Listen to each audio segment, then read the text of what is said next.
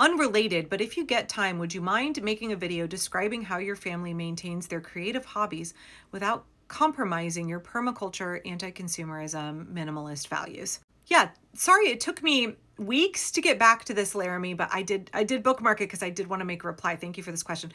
Just real quick, I don't consider myself a minimalist. I consider myself a bit of a maximalist. I'm definitely a little bit of a pack rat. And I think a lot of people who have struggled financially and experienced times of poverty can often be that way, because when a resource is abundant, you want to capture that resource and save it for the future because you don't have any sense of financial security. And I think that past experience for me, even though I'm very comfortably middle class now, as comfortable as anybody can be in the United States of America, I spent many years living very much on the edge, and I can't bring myself to be a minimalist. I'm always kind of saving for a rainy day.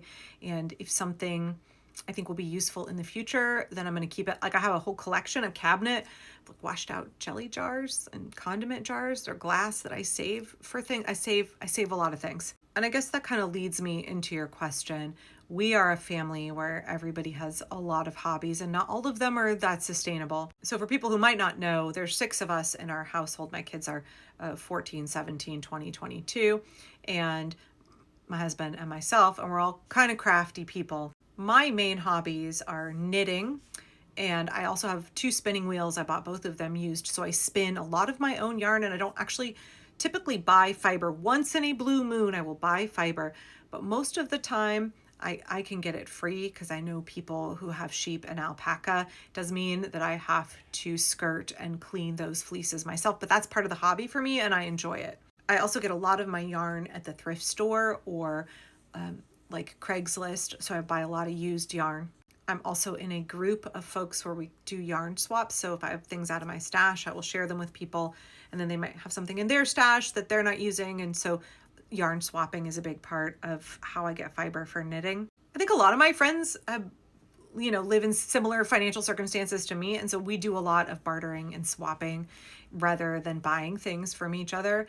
A lot of posting online of like, hey, I've got, a bicycle that I'm not using. Does anybody's kid need a bike? And someone else will be like, oh, yeah, you know what? I actually have this cider press that I don't need. Do you want to swap? A lot of like gift economy, like straight up giving things to other people, but also a lot of kind of swapping. I guess that's not strictly bartering. I very much like the gift economy. I like Buy Nothing groups. I wish there was a way to transition Buy Nothing groups off of Facebook.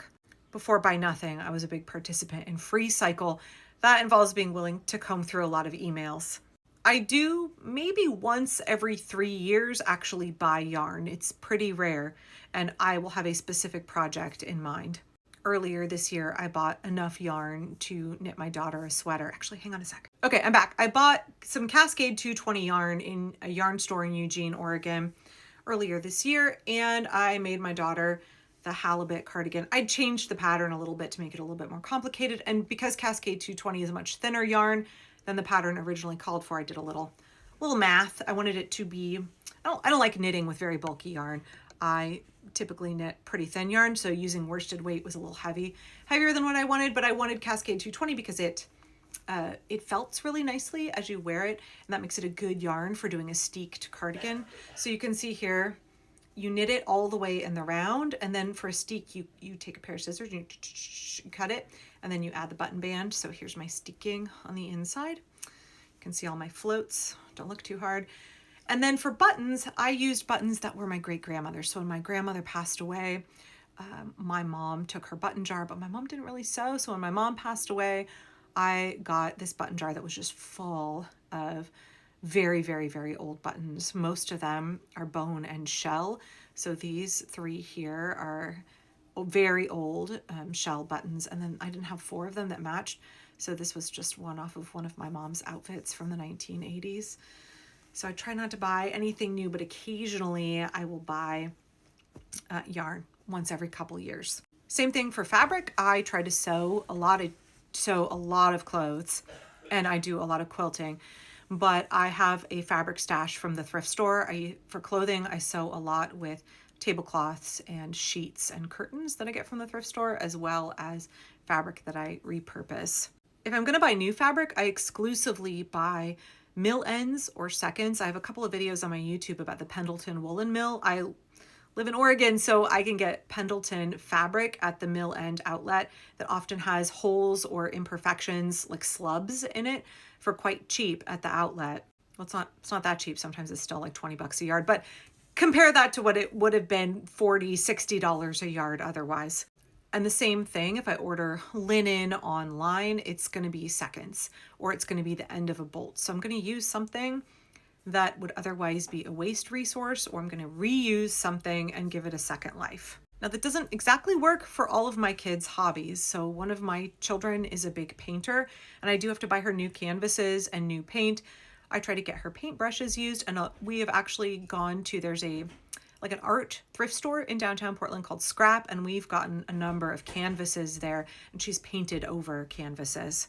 And you also can get used, like, 3/4 empty tubes of paint there, old brushes, things like that. But one of my other kids, she does watercolor and she does pencil drawing, absolutely, and acrylic painting too, but her real focus is digital art. And so she has an Apple Pencil and an iPad, and she draws sometimes for hours and hours a day. She's very, very talented, but also has spent a tremendous amount of time honing her craft. Our whole family is into board games and card games, so I do try to get those used if we can, but we also have a budget for holidays and things like that. We try to do most of our gifts handmade or bought at the thrift store, bought used, but we do have like a portion of our budget to get a new board game every Christmas or some new books. Although I get a lot of books from thriftbooks.com. And also I live in Portland, so there's Powell's, which is just like, they call it the city of books for a reason, and it has tons and tons and tons of used books. My daughters also are into beading, and I try to get our beading supplies from Indigenous owned businesses, but I understand most of those beads are probably made in the Czech Republic or in Japan. I do understand that there's never going to be a way to have hobbies and do them 100% sustainably and perfectly.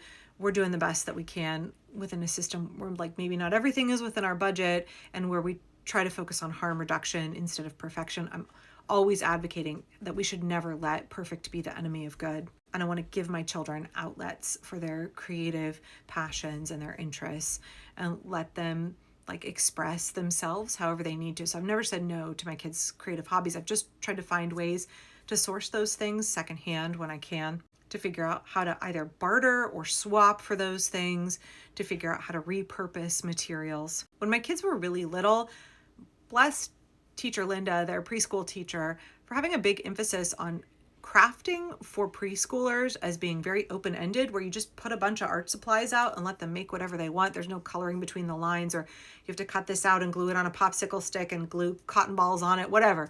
No. Let's just put out a bunch of art supplies and let's just talk about how we might utilize these. And so many of those art supplies, like things out of the recycle, cereal boxes and yogurt tubs and the foil that would come on the top of the yogurt, and bottle caps, just so much that would otherwise be considered waste were art supplies. And so you could very, very affordably let kids express themselves and just create the most interesting things, and also get them to think about elements that otherwise would be going into the waste stream, like trash, as actually a resource. In permaculture, we say produce no waste, but that is really for a closed permaculture system where you have already established pathways for recycling, regenerating, renewing, repurposing. And we don't have all of that in American society. I know a lot of places in the country don't even have curbside recycling pickup. And in most of the United States, recycling really is a scam. Unfortunately, there really is no way to live in a fashion that produces no waste inside the US, but we still should focus on harm reduction. And I think a good part of that is like reorienting our perception, our relationship with things that we normally view as trash, as cast-offs. Like right now upstairs, I am working on a skirt where the inner lining of the skirt is a tablecloth I got at the thrift store for $1. It's a vintage large white tablecloth, and there was like a 2 foot by 18-inch section that had really bad mildew stains on it. A lot of people would see that as a waste product, and I was like, oh no, the rest of that is good fabric. I mean, I do think it's really important that we should not be so perfectionistic and so puritanical in our thinking that we deny ourselves access to hobbies that allow us to have an outlet for our creativity, allow us to create beauty. I think it's really important that we support art. while trying to integrate our values and ideas into that at the same time.